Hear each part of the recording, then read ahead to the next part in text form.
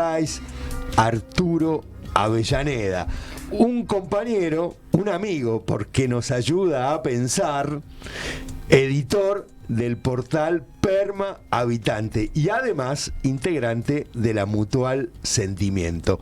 Gracias por estar aquí con nosotros esta tarde, Arturo. ¿Cómo estás? Ariel, encantado de visitar estos gloriosos estudios de radiográfica, porque además con doble orgullo, porque la Mutual Sentimiento pertenece al movimiento de empresas recuperadas. Así que imagínate ver todo este equipamiento puesto al servicio de la comunidad. Me parece un motivo enorme de orgullo para todas las empresas recuperadas del país y por supuesto para mí, que vengo a visitarte y charlar un rato contigo en esta situación tan divertida que envuelve la Argentina, Ariel, hoy. Y uno de los problemas, no diría que es el único, pero es un problema acuciante y sobre todo de las clases populares, es el tema de cómo parar la olla, ¿no? El problema del hambre, ¿no? El problema de la miseria, cómo garantizar la reproducción de la vida de los más, de los humildes, de los que ajustan su vida a un ingreso fijo, ya sea un salario o a un subsidio, o los que se han inventado el trabajo.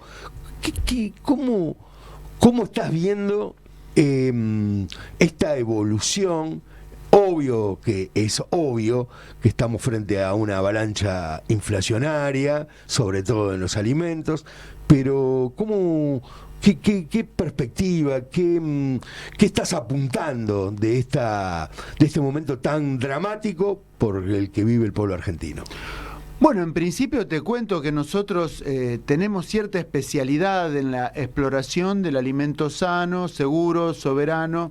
Vamos a visitar regularmente productores de la región pampeana que nos ayudan a llevar adelante el modelo de alimentación que proponemos desde el Galpón, que tiene entonces un centro de aprovisionamiento agroecológico en la Mutual Sentimiento. También tenemos una huerta orgánica allí, o sea que estamos al tanto de cómo nos provee el INTA de semillas y herramientas, cómo nos ayuda o nos ayudó, mercados de cercanía, cómo nosotros salimos a pelear el encuentro de aquel productor que se ha liberado de los agroquímicos y de las patentes venenosas de producción para garantizar una alimentación sana.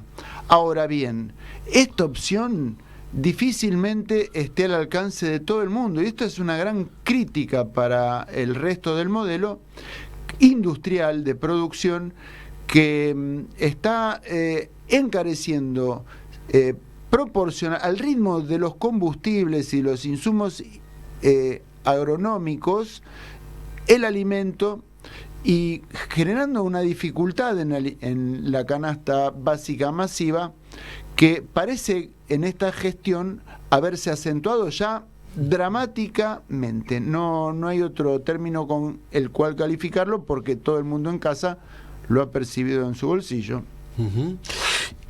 Hemos visto cómo han evolucionado los precios, no solamente en los últimos meses, en los últimos años, ¿no? Hemos visto, por ejemplo, que productos que históricamente, por décadas, mantenían precios que estaban muy por debajo en relación a un kilo de carne, por ejemplo. Me estoy refiriendo a la cebolla, a la papa, ¿no? A la zanahoria. Hoy se han transformado, desde hace años, algunos años, el último lustro, ¿no?, en prohibitivos, ¿no? ¿Por qué un kilo de papa sale lo que cuesta? ¿Por qué está a 600 pesos, 700 pesos un kilo de papa? Te cuento que no son los modelos de agricultura tradicional los que dominan esos mercados. Hoy una papa en la zona productiva del conurbano bonaerense es irrigación, es disponibilidad de agua bombeada con electricidad, más el transporte al mercado central con una camioneta que no es gratis y que repercuten entonces dos valores energéticos, el de la electricidad y el de los combustibles. Ahora bien, no te quiero abundar en detalles cómo evaden todos los impuestos para pagar por el agua, la electricidad o el combustible, pero sí quiero entrar en detalles de que esos insumos son cada vez más escasos y en algunos casos, como el de nuestra matriz energética, son los mismos combustibles fósiles los que proveen a la red interconectada de electricidad. Así que cualquier discontinuidad en el servicio de combustibles fósiles podría poner en peligro a toda la matriz energética, como ya vemos que ocurre en el resto del planeta. No es casualidad que todos los tractores de Europa están encima del Ministerio de Agricultura de cada país. Están bloqueando calles, están piqueteando duramente con los tractores en toda Europa, no solo en Alemania, Bélgica, Holanda, España y Francia, sino que toda Europa está pasando por una crisis energética que repercute directamente en su matriz alimentaria, en el agro. Y Argentina no es un actor secundario. Son los silos de Argentina que están abaratando el grano, poniendo en ridículo los costos de producción europeos. Así que nuestro modelo agronómico no solo nos está deshabilitando al campesino nuestro, sino también al europeo.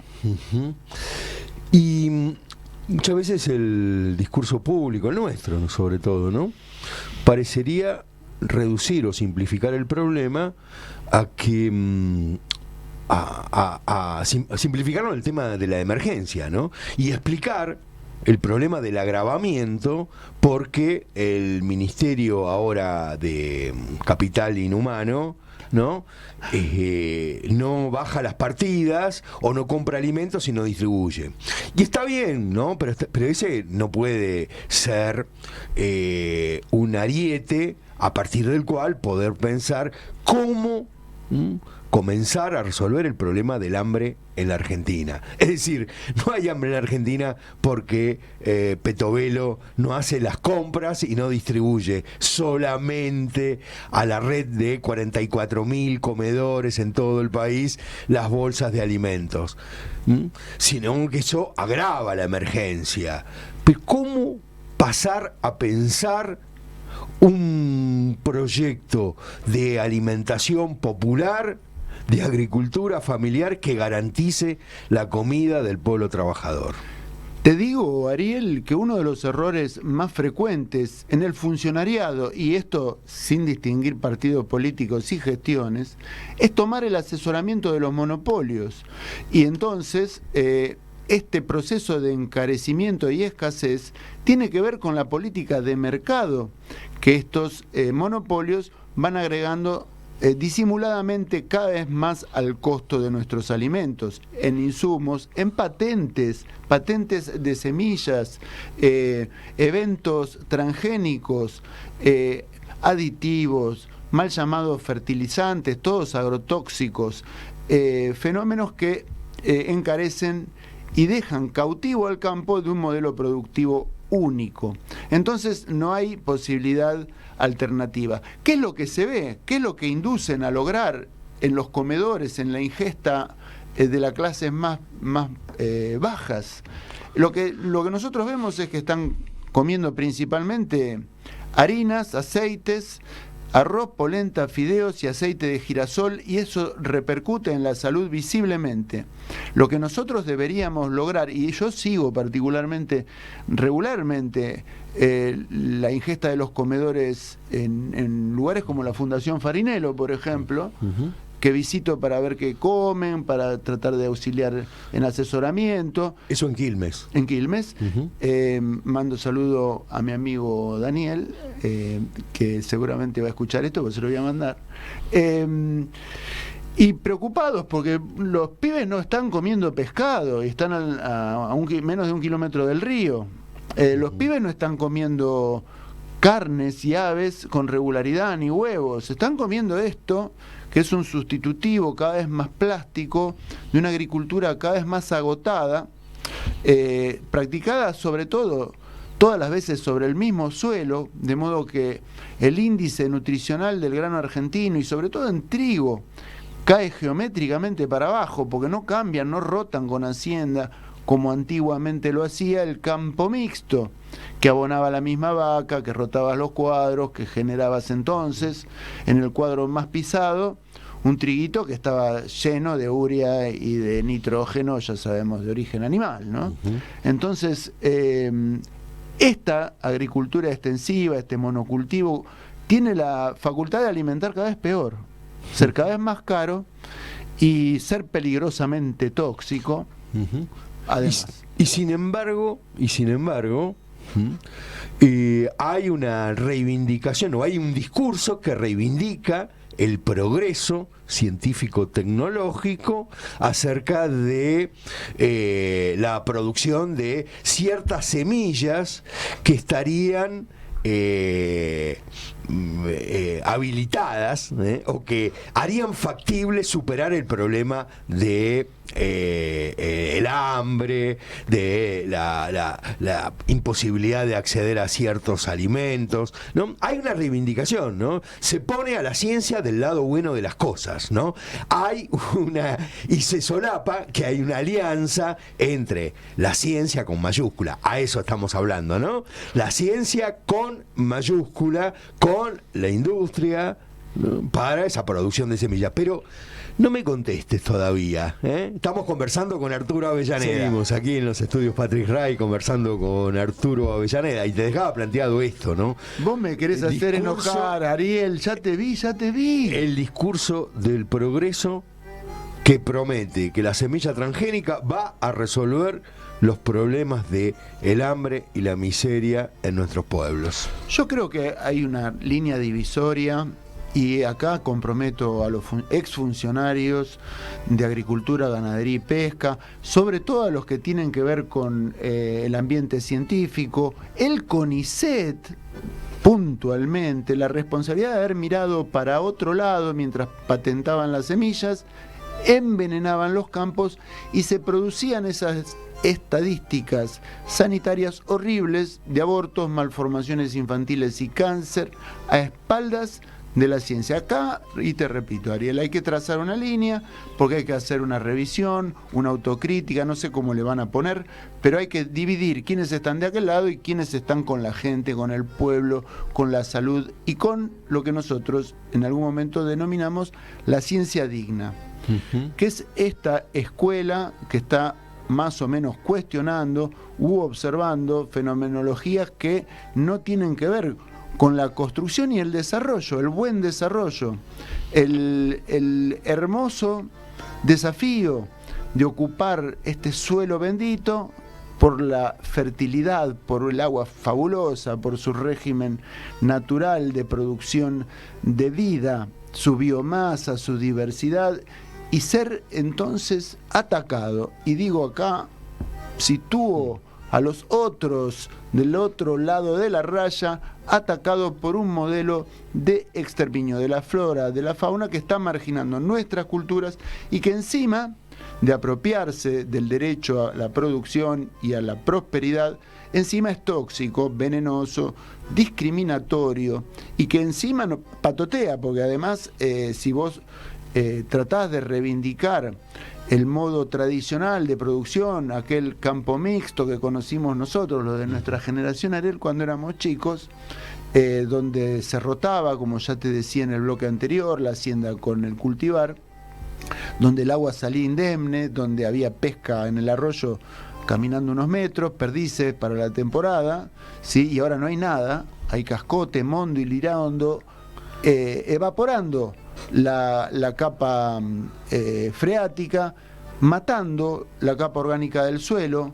que ni lombrices tiene. Vos te das cuenta en los cultivares estos transgénicos. Eso, reivindicamos, ¿no? Pero aparición de las lombrices. Aparición con vida de los cascarudos. Y de las abejas. Pero ¿no? por favor, vas con el auto por el cultivar y no queda ni una mariposa en el radiador, ni un cascarudo, ni una hormiga reina de esas voladoras en el limpiaparabrisas. Lo más dramático de todo esto, estamos rastreando algunos signos nomás, ¿no? es que hay una promesa de resolver los problemas humanos, los problemas de la alimentación, la de los más vulnerables, con todo esto entre comillas, ¿no? De los que menos tienen, y las semillas transgénicas y los intereses de las multinacionales, Monsanto a la cabeza, es consustancial: más semilla transgénica, más hambre, más miseria, más latifundio, más expropiación, ¿no? Yo te aclaro, algunos datos que no vio el CONICET. En los pueblos fumigados, lo dice el doctor Medardo Ávila Vázquez, que es neonatólogo, en los pueblos fumigados hay más abortos espontáneos que nacidos vivos. ¿No la vio el CONICET? Dos. Amplía un poquito esto, porque quizás haya gente que nosotros presuponemos que todos entienden de lo que estamos hablando, y por ahí no tanto. ¿A qué te haces referencia con los pueblos fumigados? ¿Fumigados con qué? ¿Para qué? Y todo esto. ¿Y dónde también? Pueblos fumigados genéricamente son aquellos donde ha reinado este modelo de agricultura industrial, con agroquímicos, con semillas patentadas, genéticamente modificadas. Llevan una sustancia, un matatodo, un nuevo agroquímico que solo tolera la semilla transgénica. Entonces todas las demás plantas mueren, todos los demás insectos, todos los demás seres que dependían de comer plantas o insectos desaparecen, las aves del pastizal, todo se va de allí inmediatamente. ¿Por qué? Porque esta sustancia genera una mutación genética.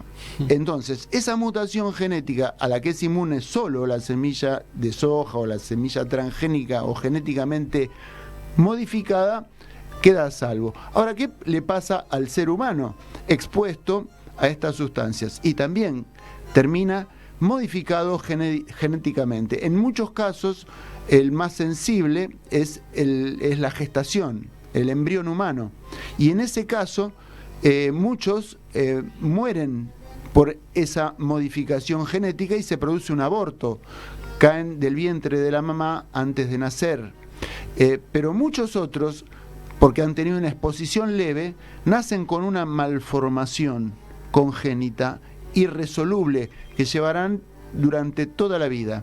Y algunos, muchos más, tienen un efecto deleterio, se dice, en la infancia, estudiado por muchos médicos de niños, entre ellos el doctor De Mayo, Jorge Kaczauer. Yo los cito a todos en un documental, después te cuento dónde se puede encontrar, que quedan con leves discapacidades cognitivas. Entonces, cuando nos preguntamos qué es lo que pasa, que la prueba PISA de rendimiento escolar en los niños en Argentina cae dramáticamente, ¿acaso no tiene que ver con estas sustancias u otras también, insecticidas neurotóxicos, que se sabe que tienen efectos cognitivos, depresivos de la actividad mental? ¿El CONICET no vio todo esto? No le creo. Seguimos conversando con Arturo Avellaneda. Un gusto tenerlo aquí en los estudios. Y uno sigue pensando, ¿no? Porque también nosotros y nosotras, es decir, desde el lugar que vemos la vida, que vemos y que la actuamos, en los últimos tiempos hemos puesto automáticamente, ¿no?, la ciencia del lado bueno de las cosas. Porque sí, ¿no? Es como que la ciencia fuera neutral, ¿no? Y uno dice, seguimos teniendo cierta confianza en la visión tecnologicista de la liberación, ¿no? Es decir, esa cosa de que el desarrollo de las fuerzas productivas, ¿no?, en definitiva, al calor del desarrollo de la ciencia y de la técnica. Entonces decimos, no, paremos un poco, porque dejemos un poco la homogeneidad de lado, ¿no? Hay antinomias, hay rugosidades en este campo, ¿no? No es automático que la ciencia esté del lado bueno, ¿no? A eso le llamamos ciencia con mayúscula, ¿no? Y no es que no reivindiquemos el conocimiento y las investigaciones científicas. Arturo lo llamaba ciencia digna, ¿no? ¿Cuánto tiene que ver esa ciencia aliada a los dueños del dinero, aliada a la mercantilización, ¿no? A los que cotizan en bolsa en Wall Street? ¿Cuánto tiene que ver en los padecimientos que tiene hoy el pueblo argentino? Y estamos enfrentando una especie de dilema que muchos empezaron con el siglo a llamar el cambio de paradigma, pero que está presentándonos un contradictorio en el lugar más elevado del conocimiento, en la capacidad de que la gente pueda corroborar la linealidad que tiene su destino con los hechos comprobados científicamente, ontológicamente, fenomenológicamente, como dicen correctamente quienes hacen doctrina en la ciencia. La experiencia de campo. Nosotros lo que podemos corroborar es que esta ciencia que nosotros estamos adorando o situando en este lugar de privilegio es la que concuerda con la matriz de pensamiento eurocéntrica, que está comprometida con la expansión colonial y que no admite el límite al desarrollo. No lo puede admitir, prefiere matar a su vecino y robarle todo lo que tenga, porque es así como las civilizaciones europeas debatieron sus hegemonías en lo antiguo. En cambio, en América no hay ninguna metrópolis precolombina que haya sido conquistada por violencia, hasta la aparición de los europeos, por supuesto. Ni incluso el abandono de las grandes metrópolis antiguas, los mayas, los aztecas, etcétera, que han dejado templos y ciudades enteras de cientos de miles de habitantes, no ha sido por guerra. Y no se sabe bien claramente cuál es la clave del colapso maya, por ejemplo, pero suponemos que se han fastidiado de la complejidad, que han acudido a disfrutar de la naturaleza, en lugar de salir a matar a sus vecinos, a culparse entre noblezas y élites y de agarrarse a sablazos. No han desarrollado grandes armas ni grandes ejércitos. Sí existía el castigo, no existía la cárcel. Así que, y tenían conocimiento científico que al día de hoy muchas veces ignoramos, sobre todo en la obra arquitectónica.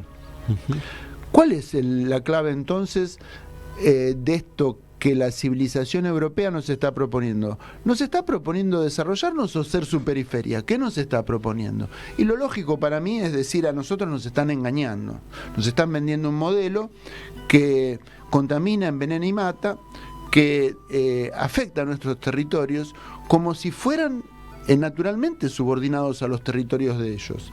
Yo he viajado, he tenido la suerte de viajar al hemisferio norte, no a Europa, pero sí a América del Norte, y ver y comprobar por mí mismo que tienen cada vez más biomasa, más bosque, más biodiversidad, más ciervos, por ejemplo, mejor los ríos, más trucha. Voy a comprar cañas de pescar, veo que es una actividad más popular que el básquet, que el fútbol. Lo corroboro en estadísticas. El aumento de la captura de ciervos por medio de la caza, en estadísticas, en Forecast se puede consultar en internet estado por estado, de osos, incluso de alces, de animales mayores, cada vez más, porque tienen cada vez más bosque, cada vez en mejor estado los ríos, cada vez más pesca, cada vez más aficionados, incluso incorporan más aficionados a los deportes al aire libre que el béisbol, que el básquet, que el fútbol, que ellos llaman el rugby. Y bueno, y se me va la pregunta de la boca: ¿qué pasa con nuestros ríos? ¿Qué pasa con nuestros mosquitos? ¿Qué pasa con el tema de nuestros bosques, ¿no? Que desde hace un lustro, más o menos, se han transformado los incendios en moneda corriente en determinadas épocas del año, ¿no? En Entre Ríos, muy cerca de Rosario, pero también en Córdoba y en otras regiones de la Argentina, en la Patagonia, pero en un ratito. Estamos conversando con Arturo Avellaneda. Y habíamos dejado planteada la pregunta, ¿no? ¿Qué pasa acá con el nuevo régimen climático? Tenemos ahora una marabunta de mosquitos. Y a mí, la verdad que me daba risa, ¿no? Lo tengo que compartir, ¿no? Porque de algunos comunicadores, ¿no? Progres, perucas, ¿no? Diciendo, che, no, el problema es la falta de fumigación, ¿no? El problema, pero resulta que me fui a Partido de La Plata y la marabunta era, no, decían falta de fumigación acá en la ciudad, ¿no? Que Jorge Macri, qué sé yo. Y la verdad es que es impresionante. Veía paredes blancas, que son blancas, ¿no? Cubiertas negras, ¿no? De mosquitos de todo tipo. Entre paréntesis, recibo una información ahora de la provincia de Buenos Aires alertando, ¿no? Que no todos los mosquitos son iguales, que está, claro, ojo con el dengue y chikungunya, ¿no? Que no son estos que vienen en marabunta, pero que están también dando vuelta, ¿no? ¿Qué está pasando? A mí, Ariel, me dio risa como a vos, porque el intendente, el jefe de gobierno de la Ciudad de Buenos Aires, sacó una campaña mirando al interior de un frasquito. Yo no sé si la vieron, lo del frasquito, limpien adentro del frasquito. Yo le digo al jefe de gobierno de la Ciudad de Buenos Aires que la bioregión del Delta tiene 1.700.000 hectáreas aledañas a la capital federal, y cuando el viento viene del norte en verano va a haber mosquitos. Sí. O sea, y este mosquito es endémico, o sea, no vale descacharrar como el Aedes aegypti, que es un parásito humano que recorre el mundo, ¿no es cierto? Porque está al lado nuestro. Lejos nuestro no sobrevive porque es exótico. Este mosquito es autóctono, no contagia ninguna enfermedad que yo conozca en lo urgente. Así que es endémico. El que está ahora viene en malón, ¿no? Sí, el que Lo que hay que tener cuidado es con el otro, el que acabas de nombrar, ¿no? El Aedes aegypti sí, pero es distinto. Este es más tonto, más masivo, sí, más castañito, no tiene rayitas, camiseta a rayas como el otro. Es una eclosión natural. Ahora, se combinó especialmente este año con una crecida, porque obviamente el agua, la inundación lo favorece, y se combinó también con un viento norte que nos los trajo encima justo cuando no queríamos. Una crecida del río de la Plata. Sí, una doble creciente con su destada que llegó al delta y pasó las islas por encima. Ahora, ¿qué es lo que pasa? Esas lagunitas del delta, esos incendios que producen también, esas fumigaciones que afectan incluso al río, porque el agua del río tiene los agrotóxicos, los contiene actualmente, hacen de que desaparezca el predador natural del mosquito, que son las morenitas, los kili, esas especies que muchos chicos llaman la madrecita, que son vistas en las peceras o en las capturas infantiles con red, en todas las lagunitas, en todas las zanjitas de la región. Esos son los predadores naturales del mosquito. Donde hay pececitos no hay mosquitos, porque comen eso, la larva. Así que bueno, la naturaleza tiene estos desequilibrios. Este es uno de esos desequilibrios. Yo he estado en la tercera sección del Tigre en verano, justamente en la cuenca del Martínez, el arroyo Mosquito, que es como te dijera la capital mundial de este mosquito. Y la densidad es enorme allí, en esos puntos. Si vos ponés una luz roja para atraerlos, llegaría el momento que no podés respirar a la noche. Y yo te quería, ya estamos conversando y ya estamos en el tramo final de la charla con Arturo Avellaneda, y una reflexión, ¿no? ¿Por qué los que uno no encuentra? Yo no lo encuentro, ¿no? No encuentro el camino, ¿no? ¿Por qué la separación, la escisión entre los problemas de la igualdad el de la justicia social con los problemas de la tierra, el problema de las dificultades con el nuevo régimen climático, con los problemas que tienen sobre todo las clases más humildes, ¿no? Las clases más trabajadoras, con el acceso al agua potable, ¿no? ¿Por qué está separada, ¿no? ¿Por qué pensar el tema de un proyecto de país, de igualdad, de buen vivir, llamarlo como de justicia social, de transformación, no va de la mano de la articulación de con los problemas ecológicos o los problemas de en otros lugares hablan de la intrusión de Gaia? ¿Qué pasa en nuestro discurso público, en nuestro pensamiento colectivo para que sigamos así separados? Yo, Ariel, lo que te digo, un problema de base fundante de la crisis esta tiene que ver con un racismo de baja intensidad. No es casualidad que el poblador de la ruralidad esté clasificado racialmente como, por un lado, el colono. La palabra colono viene de Colón, el colonialismo, el colono, y el habitante originario, nativo histórico, el mencho, el negro, el cabecita. Esta contradicción, esta resistencia a no mestizarse de baja intensidad, porque todo el mundo es pequebú, ¿viste? Está todo bien, todo así, somos todos amorosos, pero es mentira. Y la mentira se traduce en una contabilidad económica bien definida. El colono ahorra en dólares en una cuenta en el extranjero. Y los menchos en pesos aguantamos la que sea. Bien. Gracias, Arturo, por acompañarnos esta tarde aquí en La Gráfica. Si te quedó algo por decir que no te pregunté, este es el momento. Adelante. Es como el bonus track, para decirlo en otro idioma. Fuentes fidedignas, como dice acá un amigo. Fuentes en YouTube, Ciencia Digna. Del canal YouTube Entrelazando en Avia Yala, fíjate, míralo, vas a ver a los científicos de la ciencia digna contarte de qué se trata el modelo de agricultura en expansión. Gracias, Ariel, gracias La Gráfica, Panorama Federal, y saludos a los compañeros. Muchísimas gracias, Arturo Avellaneda, conversando con nosotros en la tarde en La Gráfica, editor del portal Perma Habitante y además integrante de la Mutual Sentimiento.